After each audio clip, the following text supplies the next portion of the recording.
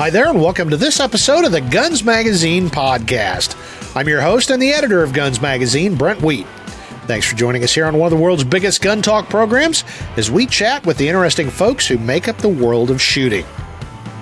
Well, my guest today is Tom McHale. He's my cohort, my coworker, my amigo, my running buddy, and the editor of American Handgunner Magazine. I thought he would be a good guest to talk to as we discuss a story I wrote about a month ago in response to a New York Times post about the new face of gun owners. And their story really hammered on the fact that these progressive, liberal people felt compelled to buy guns because of all the people out there that want to kill them. And looking at what they talked about, I realized they're not worried about crime in general. They're worried about certain groups they've been told to fear. So we're going to discuss that and hopefully put things in perspective about what you should be worried about and what you don't need to be worried about. So we'll do that in just a second. Of course, make sure you like and subscribe to the podcast. That's really important to help us keep bringing you great free content. And we'll talk to Tom McHale and have our discussion after this quick word from our great sponsor, Armasight. Step up your game with Armasight's cutting-edge thermal and night vision monoculars. Built for hunters, tactical pros, and outdoor enthusiasts who demand clarity and reliability in any environment. Discover the performance and durability trusted by hunters and professionals worldwide.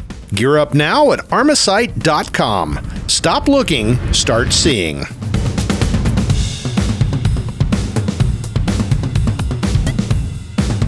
Well, hey there, Tom. Hey. I didn't catch you off guard this time. Nope. Keep trying. Take two, yeah. Well, hey, thanks for joining me. And you were the first guy I thought about when I was kind of thinking about today's topic. And today's topic is a spinoff of an online piece I did about a month ago. What, hamster cosmetology? No, it's bigger than that, Tom. Ooh, You're a nice. victim. I'm a victim. We're all victims. Victims. I would agree with that. Victims. Yeah. Well, what got me fired up, and I'll link to that story in the show notes down here. But basically, it was actually our digital editor sent me a story from the New York Times talking about what new gun owners look like, and that's fine. But the subtext of this entire article was basically, these are all liberals that bought guns, and isn't that sad and terrible? Which, okay, I get it, it's a New York Times, but what really struck me is all five of the people they interviewed, their main reason for getting a gun, I'm paraphrasing, but it was basically because there's groups out there that hate people like me. Whether you're Jewish, gay, trans, purple, pink, whatever, they were all worried to death about hate groups. And of course, again, that played into the New York Times piece of, it was just terrible that these otherwise good liberals feel the need to buy guns. So I took exception with that. I don't have a problem with carrying a gun because you're worried about your safety, but I was trying to figure out what the real ramifications of danger in this world are. So I did a little bit of analysis, and you can read the story if you want to see how, but I'm not very smart in math at all. So I stole the methodology from Business Insider that they use to calculate your odds of dying by firearms. And of course, they inflate that. Like 108%. I think, exactly. Right? Exactly. Okay. Got it. But I used their methodology, and I used FBI data, which is a whole can of worms in and of itself. But basically, I came down with, you run about a 1 in 800. Let's try this again. 1 in 189,944 chance of being a victim of a violent bias crime. Just to pause you there, 800 and some thousand. Yeah, so almost a million. 190. 1 in a million. It's the 1 in a million. Yeah. In round numbers, right? Yeah. Okay. Wow. Okay. So meanwhile, your odds of being struck by lightning are 1 in 161,000. So you're significantly more likely to be struck by lightning than to be a victim of a violent bias crime. So my point was, meanwhile, if you look at the numbers, you run a risk of about 1 in 284 people of being killed or maimed by a criminal. So My point here is, instead of succumbing to this modern derangement of being a victim, no, don't be a victim. Don't worry about the Illinois Nazis or the Methodists. They're the worst.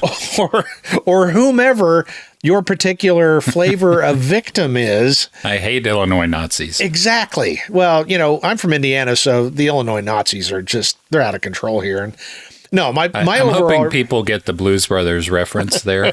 Greatest movie ever made. Exactly. It won the Academy Award for that. Greatest movie Nazis. ever. I hate Illinois Nazis. But really my point here is, it's legitimate to be worried about your safety when it comes to criminals. Joe the crackhead and Susie the burglar or whatever. Mm-hmm. It's not reasonable to fall prey to the fear-mongering of social media, maybe some identity politics groups. We won't name anybody in particular, Democrats. So that was kind of my point there. So, Tom, now having said all that, you're a victim, right? What are you a victim of? Well, I'm a furry, and only on weekends, so I don't let it interfere with my work. Okay. Our audience is probably less inclined to understand what a furry is. Well, the hamster cosmetology joke wasn't out of the blue. I'm just saying that's my human animatronic character persona's a hamster. So I only identify Friday midnight until Sunday midnight. So who is victimizing? Not interfere with the job. Who's victimizing the furries out there? Is it the Methodists? Furry cats. Furries who are cats. The Trilateral Commission. I bet it's a Trilateral Commission. And the Rothschilds, right? Well, and the CIA. So. I figured the CIA probably had infiltrators in the furries. They weren't really. Kristi Noem is persecuting the furries. Wow. Well, I will say, to my great shock, I got a number of emails regarding that story. And what surprised me was people that were saying, well, yeah, I look at your numbers, but this is a danger. Well, yes, if you are the 1 in 189,000 person that gets lynched by a lynch mob of hate people, yeah, that's awful. But again, let's look at the numbers here and realize that where the danger lies to you personally, even if you're a jerk, is the fact that criminals are the problem. So does that make sense to you, Tom? Seriously? Well, I haven't done the multiplication math on that in my head, but just even so you said close to 1 in a million, 1 in 900,000 in round numbers. I'm sorry, 190,000. So about 1 in 200,000. Oh, okay. So 20%. And then lightning was somewhat less than that. And violent crime was 1 in a couple hundred, which is, that's a rational number when you look at murder rates and assault rates and all that kind of stuff. So, that's legit. I would absolutely agree. So the takeaway is you should live your life in paranoid fear. And shouldn't we be the ones as gun providers and promoters? Shouldn't we be telling people to be fearful? Well, we're not. That's just it. We're not. We're saying life is good. Yeah, carry a gun. Be ready for emergencies, because that's life. But I don't carry a gun because I'm scared and I have to have cover fire to move from the house to the car, and then to back the car out, I have my wife with the belt fed out there laying down suppressive fire. If you're a new gun owner and you're afraid because of whomever, it's okay. You're doing better. Just worry about the crackheads, worry about the, rip-off artists. Don't worry about the Illinois Nazis. That's kind of my point. And well, the funny thing about that is I read the New York Times article too, and there was one that was fearful of January 6th and that those people were going to come after him or something. And I guess he wasn't worried about the summer of love with the murders and arson and all of that. But whatever, that's a separate story. Yeah. But the funny thing is, a lot of them, some of those folks were, hey, world seems more dangerous. I have kids now or whatever. And the funny thing is, the people that some of them are so scared of are exactly the ones that would say, great, I am glad you are looking out for yourself because you are your first responder. I mean, exactly. Seriously, who is more welcoming of new people coming into that fold? Mm-hmm. I don't care what... You know what persecuted or victim group you're in. I'd love to see you at the range learning and improving your skill and thinking about your own protection. That's fantastic. And 99% of other gun owners would agree with that. Come on out. and that's one of the facets of this article that I felt like they played down is almost all of them said, once I got the gun and I started going shooting, it was a lot of fun, and I met some interesting folks that, I've said this for a long time, is we like, they, whomever they are, like to paint gun owners and people on the conservative end of the political spectrum as we're the intolerant ones. And maybe I'll even go with, that might have been true many, many years ago. But I'm telling you, you go to a gun range, and unless you're really an outlier, they're going to welcome you. Yeah. They may not agree with your politics, your worldview, any of that stuff, but they're going to say, hey, you're here to shoot? Well, here. And you got questions? I'll answer your questions for you. That's a cool gun. Where'd you get it? How'd all that. So I really think one of the more egalitarian and worldly places to go is the shooting range. Yeah, absolutely. They even welcomed my furry costume. The guy there, the range officer, said, hey, that provides outstanding coverage against hot brass. So very safe clothing choice. Costume. Yeah. Hamster. Oh, hamster. That's right. Yeah. Yeah. Same difference.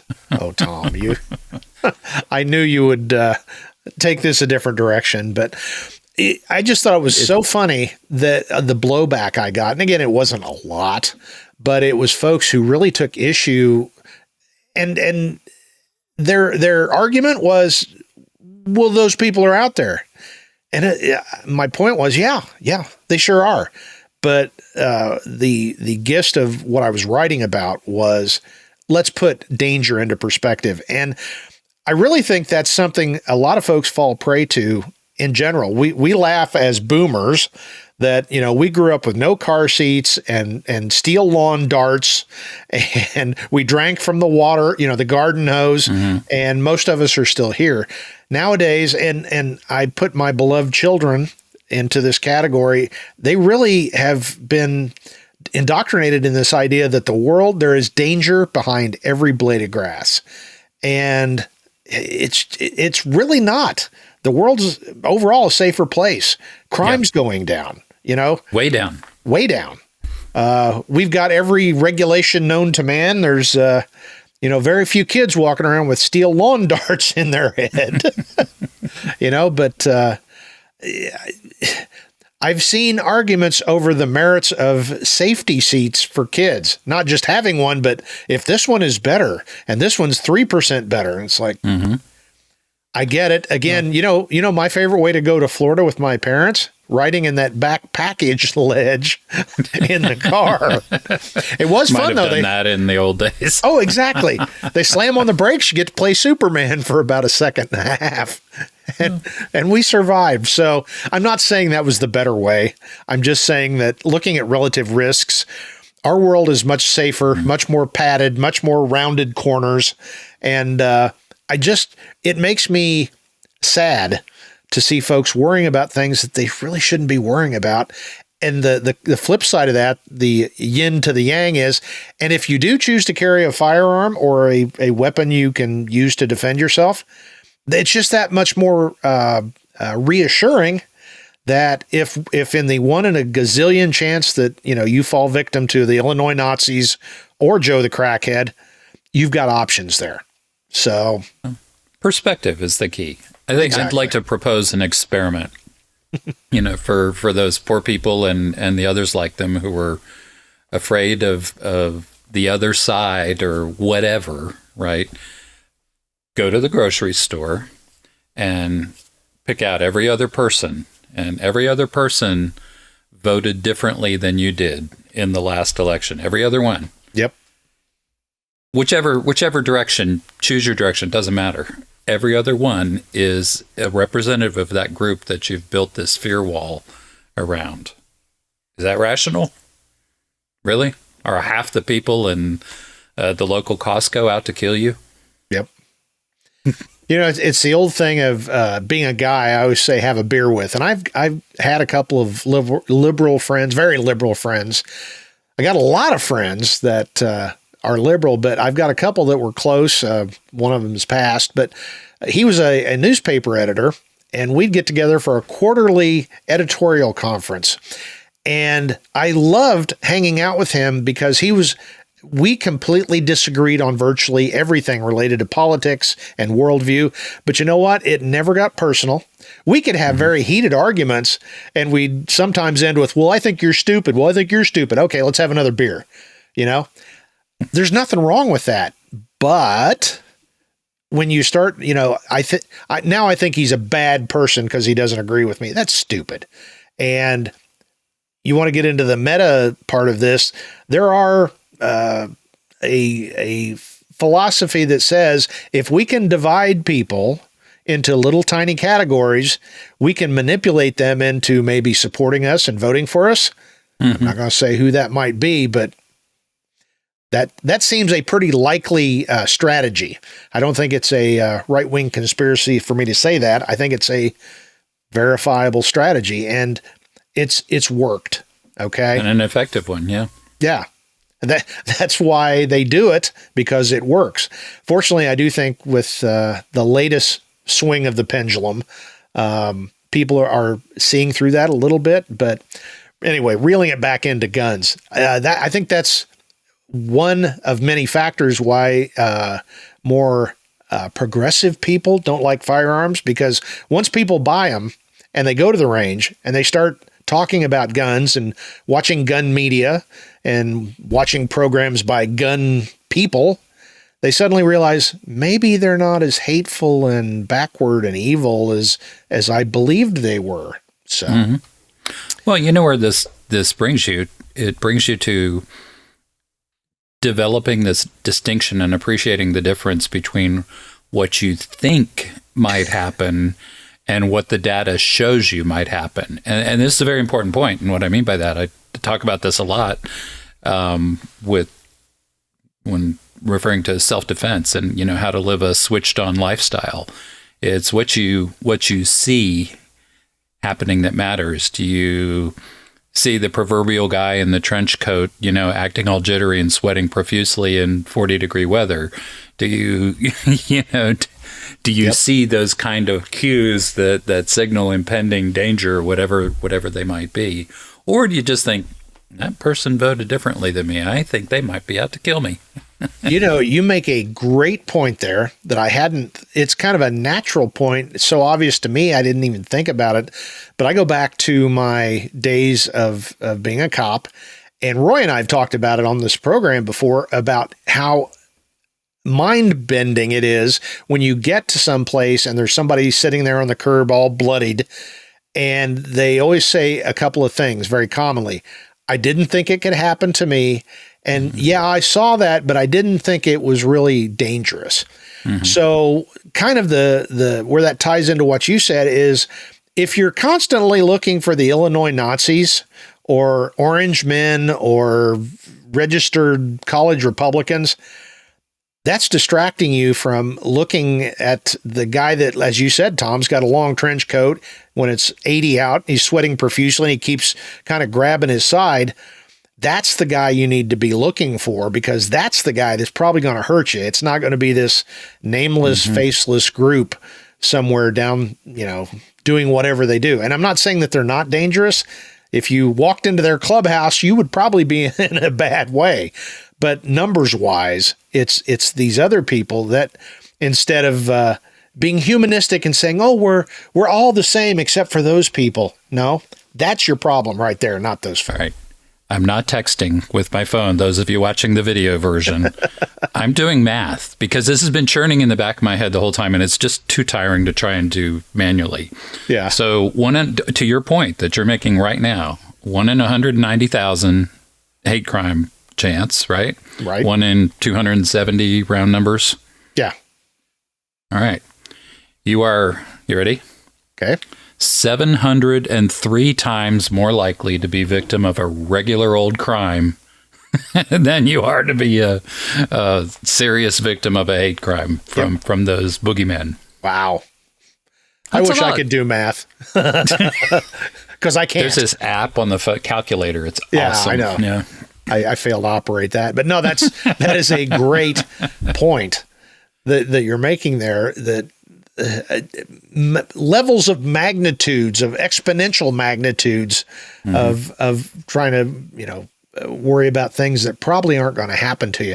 And the other thing is, if you're worried about crime and you happen to get attacked by the Illinois Nazis, that's crime. So you're prepared anyway. You have to come up with another Nazi analogy, because every time you say that, I hear Jake and Elwood say, I know. I hate Illinois Nazis. Yeah. Well, and Henry, Henry Gibson, the Gruppenführer. Yeah. He was fantastic. I really didn't think we'd go down the Blues Brothers road today, but how can you not? Yeah. And then, of course, as at the end, I've always loved you. That's right.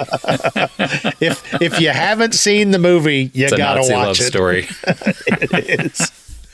Oh, but I mean, even that's kind of that archetype of a group that is creating a lot of noise and consternation, and people are upset. And there's 15 of them total. That's the Illinois Nazis. Okay. Yep. So 700 times more or less dangerous than Johnny the Crackhead. And the interesting thing is, even 700 times more likely to happen. I don't go through my life living in paranoid fear.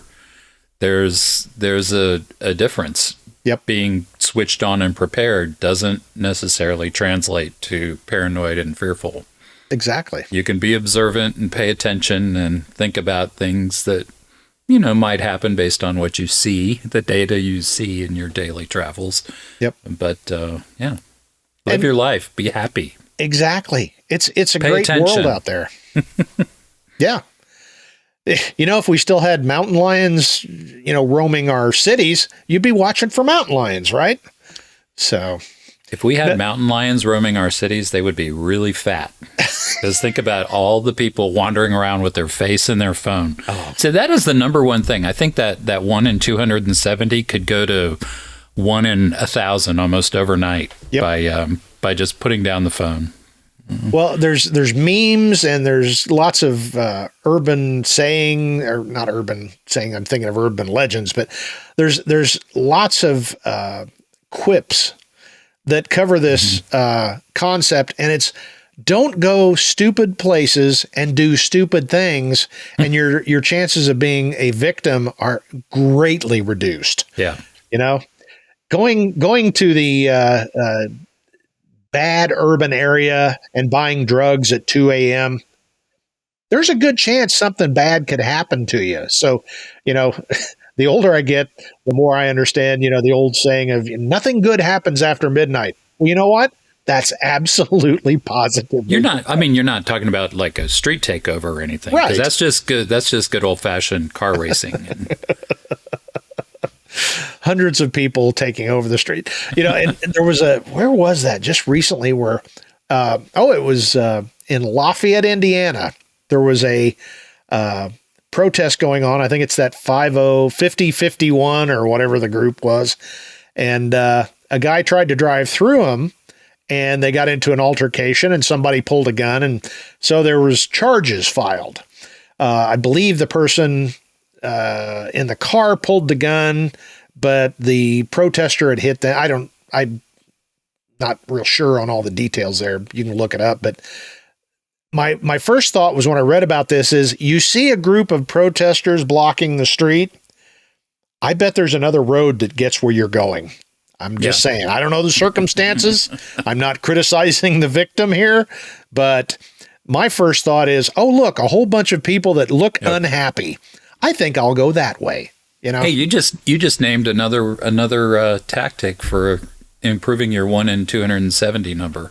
Yeah. Turn around. You probably quadrupled your chance of avoiding that. So, Yep.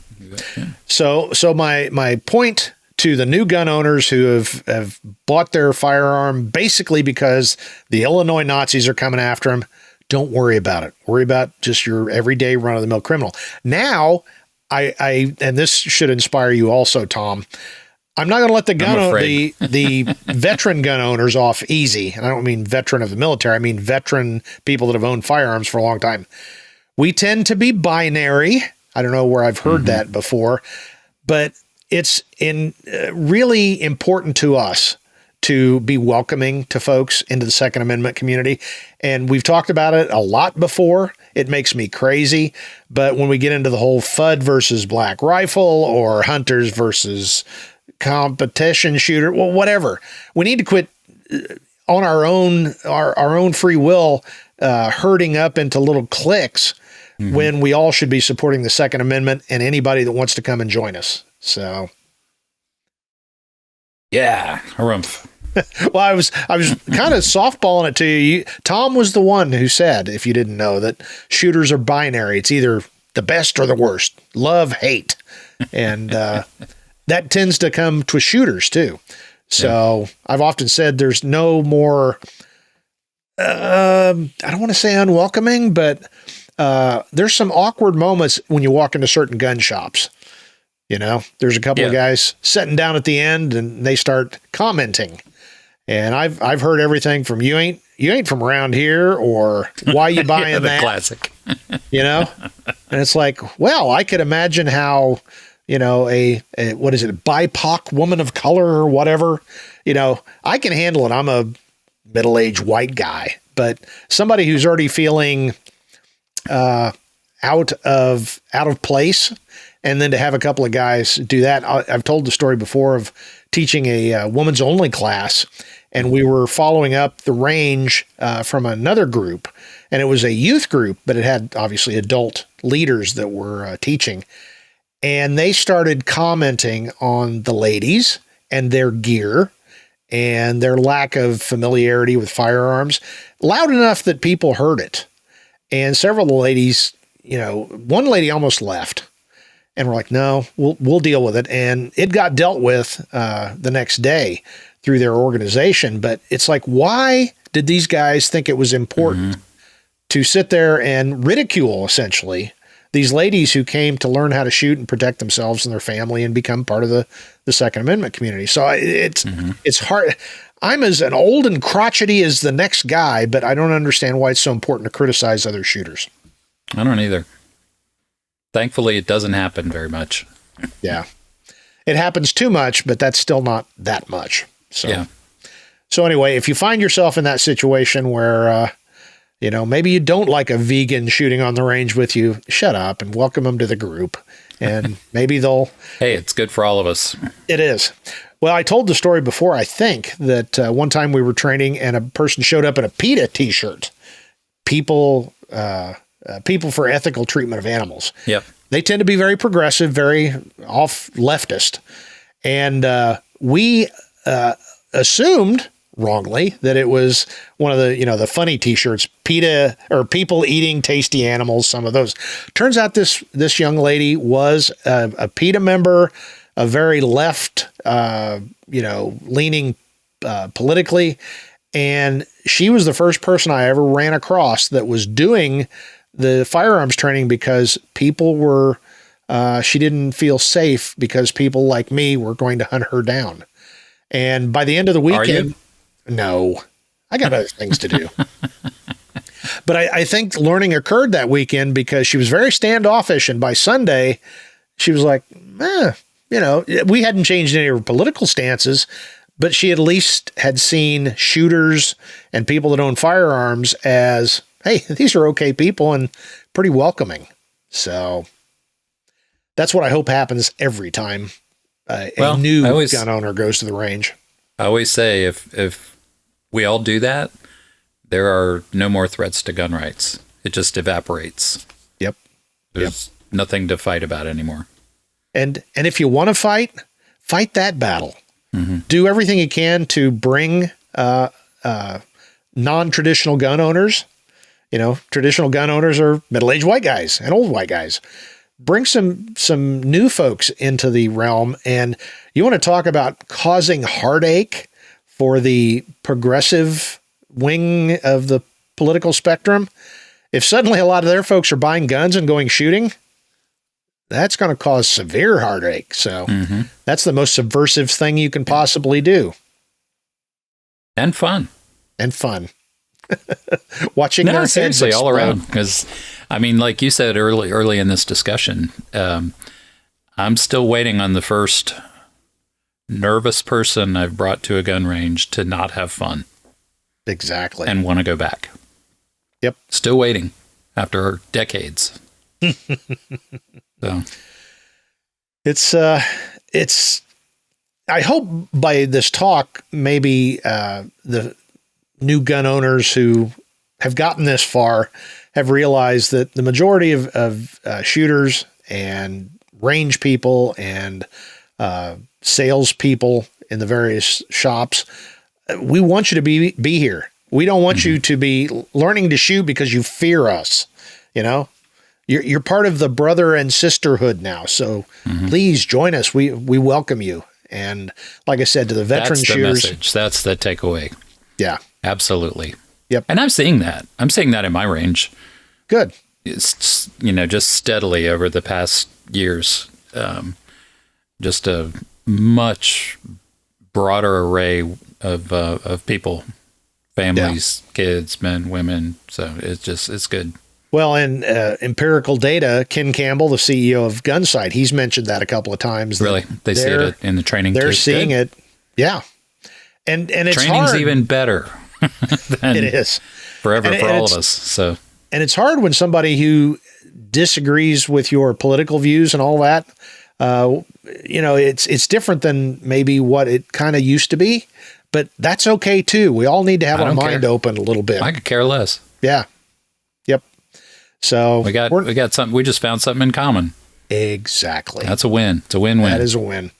And again, it makes the folks trying to rabble rouse for the progressive anti-gunners, it makes them crazy. So I think the worst thing you can do is bring a young mom into the shooting realm and basically cut off support for moms demand action because that I think that's one of those groups that they feel really strongly will align with their political philosophies. And maybe it does, but I think once you get them to the range, you get them understanding that a gun, you can protect your family, you can protect your kids, and you don't have to be fearful. Suddenly they start questioning some of this other stuff they've realized. So it is a gateway drug to self-reliance. No, exactly. I think some of those folks you mentioned at the very beginning that are kind of went into this thing being scared of the boogeyman may, as they start to think about safety and what real threats might be in their life, will start to see, it is, it is the thug on the corner that's much more of the thing to be concerned about than anything. So, and not the Illinois Nazis. You know what? If after this publishes, I look out and there's a couple of van loads with swastikas on the side sitting in front of my house, well, you need to get some B-roll. Yeah. Of the bridge scene. I got a couple of buddies. Hey, can you drive down this way? Oh my. Well, I'm sure the Illinois Nazis don't think they're a running joke, but the rest of us kind of do. So. Wow. Anyway, so any final thoughts as we wrap up this? It's basically a pontification session, but I thought this was something that we need to talk about because, again, the media, by and large, the mainstream media, they're at wit's end because gun rights are suddenly a little facing more momentum. Positive momentum. And I think that makes them crazy. So that's why you see stories like this. But anyway, your final thoughts, Tom? Perspective. Don't Don't base your life and defensive decisions around what you want somebody to be like, what you want that boogeyman to be like, and what you want their motivations to be. You want the other side to be bad and evil and doing the worst things imaginable. But guess what? Back it up by the data, and that gives you perspective. Yep. Very good. And for those of you who can do math, it's a good thing. I just can't. So, Tom, you've been doing a video series. It's starting to really take off. You want to talk about American Handgunner? It's Insider, right? Or what's American Handgunner Insider. Insider. It's different format. We do a lot of product talk, short and sweet. 5 to 10 minutes per episode, video and audio podcast. You can find it on this same channel at YouTube or podcast engines everywhere. Just search for American Handgunner Insider. There you go. And of course, you can go to fmgpubs.com if you want to buy subscriptions to our wonderful magazines or some of our special interest books like Roy's Insider and John Connor's Odd Angry Shot. And you can also get some of those at Amazon, but I really like you to go to fmgpubs.com. Keeps the folks at the office busy. So, yep. All right. Well, Tom McHale, thanks for talking to me, even though the vision of you in a hamster outfit prancing around on a Saturday night. Try it. No, I'm not going to. So anyway, just remember Guns Magazine, American Handgunner Magazine. So, I always wave the banner for acceptance, but that may be a bridge too far for some of us. So We'll see if our art director, Joe, can maybe whip something up. Going to regret this. You are. So That's all right. Anyway, well, thanks again, Tom, and we'll talk sometime in the future on the Guns Magazine podcast. Sounds good. It was great talking to Tom McHale, and hopefully our chat gave you some food for thought, even though I'm still pretty frightened about the hamster suit concept. Anyway, before we go, a couple housekeeping notes. If you're one of the 12 Americans who has not yet liked and subscribed the podcast, please take a second to do that. Liking and subscribing is the best way you can support us and help us keep bringing you great free content. Also, if you would like to buy a subscription to our magazines, you can do that at fmgpubs.com. You can also pick up a copy of some of our books like Odd Angry Shot by John Connor and Roy's Insider book. That's fmgpubs.com. Of course, I would be remiss if I didn't remind you to visit our websites, Guns Magazine at gunsmagazine.com, American Handgunner at americanhandgunner.com, and americancop.com. And of course, there's our great sponsor, Armasight. Step up your game with Armasight's cutting-edge thermal and night vision binoculars. Stop looking, start seeing. Well, that's it for this episode of the Guns Magazine podcast. On behalf of everybody that works so hard here at FMG Publications, I'm Guns Magazine editor Brent Wheat, reminding you yet again, now get out there and get shooting.